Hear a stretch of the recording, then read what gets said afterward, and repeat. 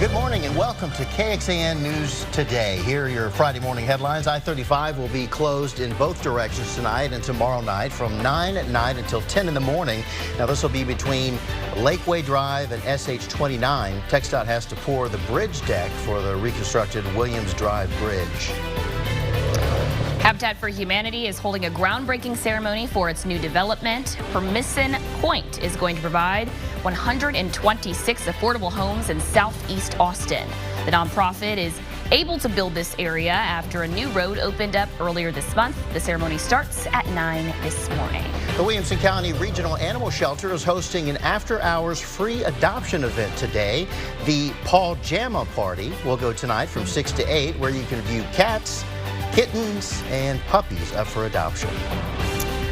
And we are continuing more triple-digit heat heading into the weekend. Good morning, everybody. Happy Friday. I'm Jayla Washington. And I'm Mike Rush. We are likely to see another record fall by the end of next week, which is like everything everyone wants to hear right now. Another broken record. Not quite. Meteorologist Kristen Curry joins us this morning to talk about when this extreme weather will end, when we can see some rain. And do not say November, because we got to have some relief before then, right? Maybe October. Okay. If we keep our fingers crossed, I can deal with that. September could rain. Yeah, unfortunately, it's really all about the heat this week. Let me show you what I got for you. Happy Friday, friends. We start with a live look outside. Whittlesey Landscape Supply is where the camera giving us a shot of downtown Austin. We look good, Central Texas, and we feel good. Temperatures are in the upper 70s to low 80s as you're starting your day. We've got 80 in Austin, 77 in LaGrange. There's 79 Rockdale. Those 70s and even low 80s out across Hill Country.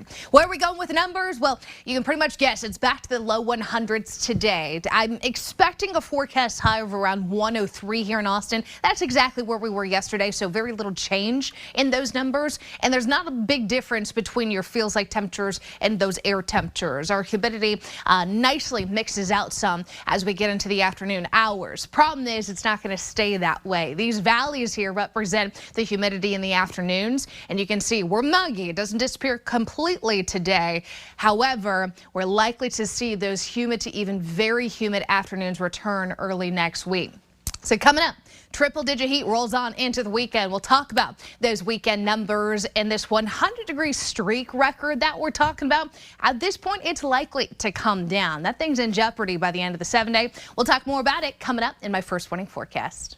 All right, Kristen, thank you. There are some new revelations in the cold case of a woman found dead on the side of the road in Elgin 44 years ago. Investigators have now identified the woman as KXAN Smith. Nabil Rahman explains how detectives were able to break the case. After 44 years, a case without much info. She was buried, remained unidentified all these years. Now has a face and a name. We have since identified her as KXAN Smith, and she's a white female. She was 22 years of age. In 1979, her remains were found on the side of Highway 290 just outside Elgin. 1980, there were no leads and nothing to assist in identifying her at that time. But in 2019, the case was reopened and a DNA sample was taken, but nothing came up. Then in 2022, they tried again. Working with a private lab, Orthram, and the website DNAsolves.com, we're able to do forensic genealogy on the case, which led us to a family tree, and then some more digging led to her identity. But there are still many questions, like who killed KXAN Smith? One name that comes up, Henry Lee Lucas, a man who was listed as a suspect. One of his techniques was to find someone walking down the side of the highway and run into them and disable them so that he could then sexually attack them. Smith was found on the side of the highway near 290 and FM 696. But there are other ways that Lucas is linked, according to investigators. There was a connection in Austin between the Salvation Army and Henry Lee Lucas was there at the same time that Miss Smith was there. Investigators say DNA testing and forensic genealogy is a game changer in these cases. You know, you're giving back an answer to family that has waited for a very, very long time. Dr. Kristen Middleman with Orthram says their technology will continue to help solve these cases. We are able to truly bring answers to crimes that were previously thought to be unsolvable. In Bastrop County, Nabil Rahman, KXAN News. Well, Bastrop County says they are also relying on forensic genealogy and DNA testing on another cold case. For some background on the suspect, investigators named Henry Lee Lucas. He is a convicted serial killer who died while serving a sentence for another murder. Investigators say he recanted several other confessions. A U.S. Senator from Texas wants to help prevent fentanyl overdoses with a bipartisan act.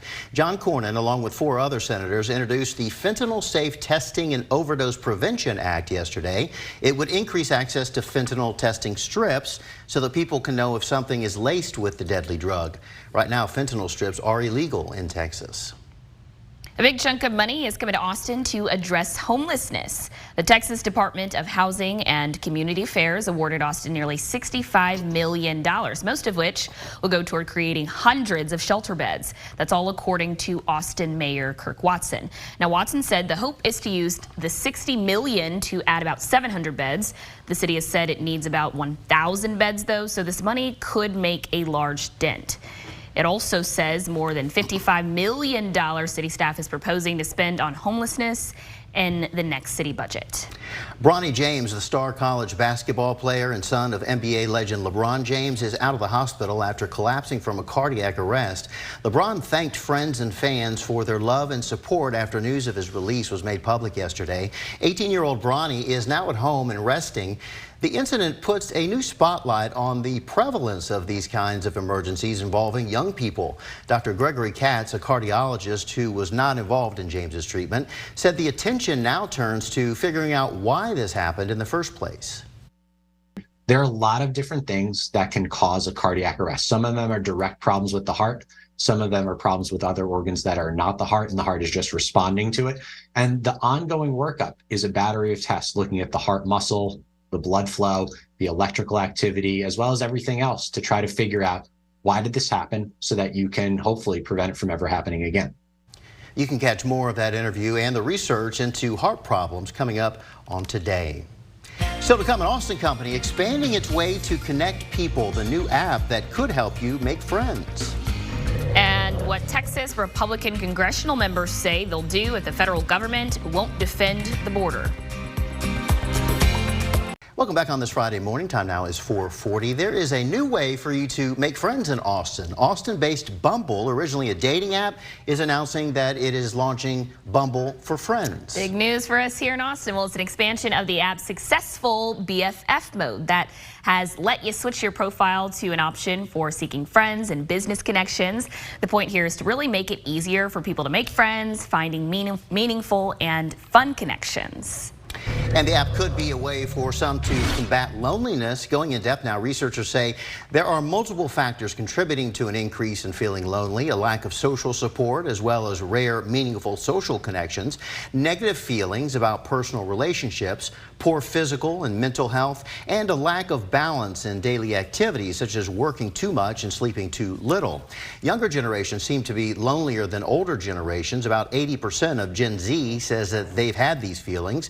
It is 71% for millennials and about half of the baby boomer generation. Still to come, how the professionals here in Austin are handling the increasing number of calls as thousands of suicide hotline calls go unanswered in Texas. And after a history of complaints and even a lemur attack, how an Austin City Council member wants to make the Austin Aquarium safer. Good morning. We'll check in with the Houston Texans at training camp and also the Dallas Cowboys and some college football news for you later in sports. Be here. Welcome back on this Friday morning. We are a few seconds shy of 4:45. Some suicide hotline calls are going unanswered. 988 call centers in Texas have received around 45,000 calls over the past 3 months. The data shows every month as many as a quarter of those calls actually aren't being answered. KXAN's Grace Reeder compares the state numbers to what we're seeing locally. Around a 50% call increase. It's a national trend. Almost exactly a year ago, the National Suicide Prevention Lifeline transitioned to an easy-to-remember number, 988. And with that, number of calls started to go up. We're really seeing, with that increase in call volume, we're really seeing that there's a need out there. So it's great that this exists for folks. But for some parts of Texas, that can also mean not enough people to answer the phone, according to data from the last 3 months. In April, Texas 988 call centers got more than 14,000 calls. A quarter of those, or 25%, went unanswered. In May, there were around 15,000 calls. Same thing, roughly a quarter unanswered. And in June, Texas call centers got more than 14,200 calls. 20% of those went unanswered. Integral Care, which takes 988 calls for nearly 80 counties, including those in our viewing area, says its answer rate is higher than that. With the increase in call volume, we have also seen an increase in answer rate. Integral Care had more than 4,000 988 calls last month. It answered nearly 90% of them. They say any calls not answered automatically go to a backup center. And they say the uptick in calls is not a bad thing, but rather a sign that the stigma against asking for help is going away. Expect somebody who cares on the other line. Grace Reeder, KXAN News. We reported earlier this year that federal, state, and local leaders met in Austin to talk about additional funding tied to that hotline. Integral Care was one of the locations to receive some of that money. Taking a look at staffing struggles for 911 call takers. Earlier this month, the Austin Police Department told KXAN there were 47 call taker vacancies out of 104 positions. The average hold time between late June and early July was nearly 3 minutes. Online scammers are taking advantage of the Barbie craze to steal your personal information. McAfee, a computer security company, says it has detected dozens of malware files with Barbie-related names. Just this month, 37% of them from the U.S. Well, some phishing attempts are being disguised as Barbie-related video. The video contains a link promising fake tickets or a file that actually turns out to be malware. Another scam has fake sites advertising a download of the movie, but of course that also just turns out to be a big scam. I saw that movie last night, by the way. Oh, you did? It was pretty good. Not what I expected. I don't know. Have y'all seen it yet? Not quite yet. No. Yeah, it's Not what you expected in what sense? It was surprisingly deep. It had a deeper meaning than I expected, but some goofy fun moments, and it was cool. I wasn't expecting depth myself from a Barbie. Listen, she is a very, well-cultured, well-experienced person. Exactly. Yeah, I love it. A lot of hype around it. Yeah. Let me show you what's going on, because really, as far as the forecast goes, a chilly, AC kind of movie theater is probably going to be a good place to go, because yet again, we're getting back to the triple digits this afternoon. We start with a live look outside. Ladybird Johnson Wildflower Center camera there showing me mainly clear conditions, but probably going to get at least a little bit of that scattered cloud cover in later. 76 degrees is where we start. 103 is where we finish. It is going to be a hot day area wide. Those feels like temperatures, your heat index values will be pretty close to the air temperatures this afternoon, within about 1 to 2 degrees. So I'm expecting most of us to be where we were yesterday, upper 90s to low 100s. Those upper 90s will be out in the southwest corner. Most of us, though, 100 or hotter. As far as those sky conditions go, again, a little morning cloud cover. After that, it's going to be mainly sunny skies. Can't completely rule out a sea breeze storm making it into Fayette County. This will be a less than 10% chance of rain. Not something I'm worried about. I don't think you should be either. But LaGrange, if you start to see a little bit of those clouds get a little dark on top of you, that's what that is. Most of that will hug the Houston metro area today. Weekend forecast 103 tomorrow, 104 Sunday. Morning clouds, afternoon sunshine. You repeat that pattern both days. What's really interesting, though, is as we get into the later part of the weekend and beyond, we're going to continue to tally up those 100-degree days. So far, we've seen 20 100-degree days in a row. So these are consecutive. The most consecutive 100-degree days we've ever recorded, 27 back in 2011. But considering we're at 20 and I've got another 7 days of triple-digit heat, it's likely we rewrite that 2011 record by the end of next week. And here's why. High pressure not only strengthens, but it's going to get a little closer to us as we get into next week. That, I think, is going to solidify this string of triple digits all the way into pretty much the first weekend in August. So your 7-day forecast is a high of 103 today, 103 tomorrow. 104 Sunday. Because that big heat dome gets closer to Texas, you can see those temperatures come up just a couple more degrees. Likely to see even those heat advisories return Monday, Tuesday at least, as high temperatures spike to 106. Your overnight lows staying pretty steady, upper 70s to low 80s for the next 7 mornings. And we'll see in a bit. Texas Republican Congressional members say the U.S.-Mexico border is a matter of self-defense. And if the federal government won't defend it, they say Texans will. GOP lawmakers at the U.S. Capitol took time yesterday to praise Governor Greg Abbott for his controversial actions to secure the border. Leaving Texans exposed to death, destruction, cost, and finding, frankly, the worst kind of abuses to humanity occurring in our own state because the federal government refuses to do its job.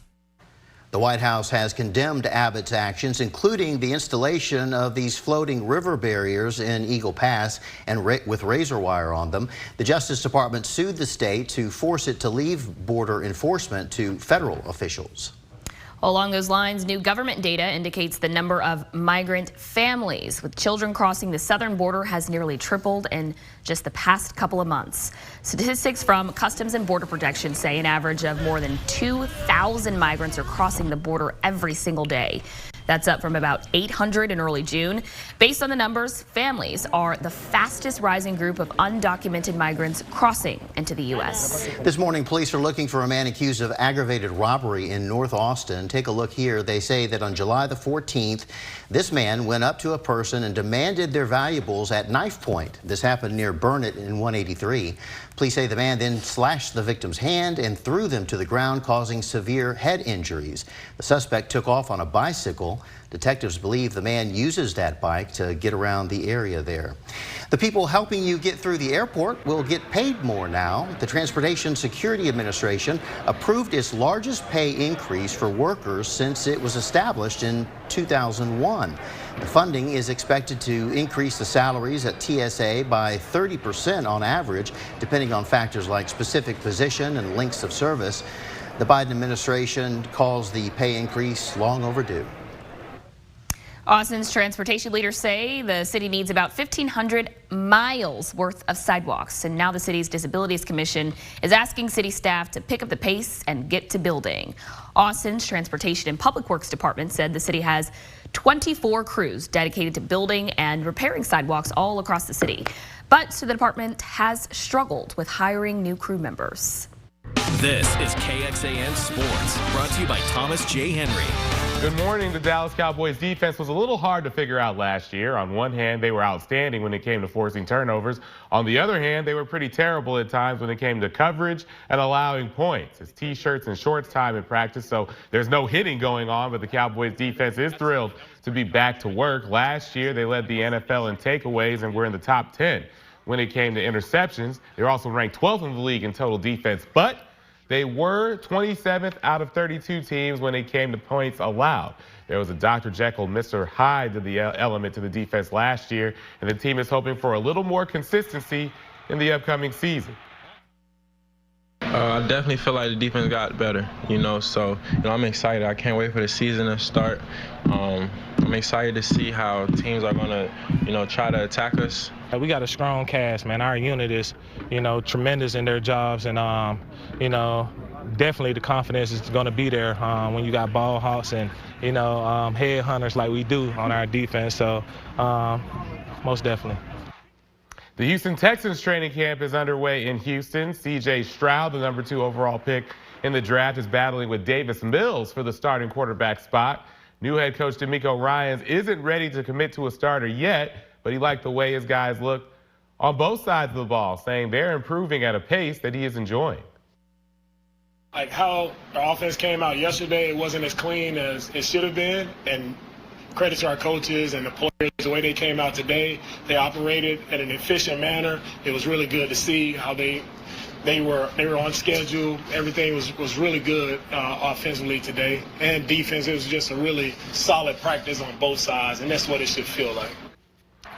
Finally, college football. Colorado has been a member of the Pac-12 conference, and now as that conference goes through its own reckoning, they have decided to jump ship and return to the conference that it was a founding member of, the Big 12. First reported by Brett McMurphy, Colorado will head to the Big 12 beginning in the 2024 season. Currently, there are 14 teams in the Big 12, but that number will drop to 13 next year after Texas and Oklahoma officially join the SEC. That is it for sports. Let's go back over to you. Alrighty, for those listening on the KXAN Today podcast, thanks so much for joining us. Here is what else we're tracking in our 5 a.m. hour of KXAN Today. In Austin Creek, in need of your help, we'll tell you where you can volunteer your time to get shopping carts out of our water. Thanks for joining KXAN News Today. You can also listen to KXAN News Nightly every weekday after 5:30 p.m. for in-depth coverage on what matters most to you.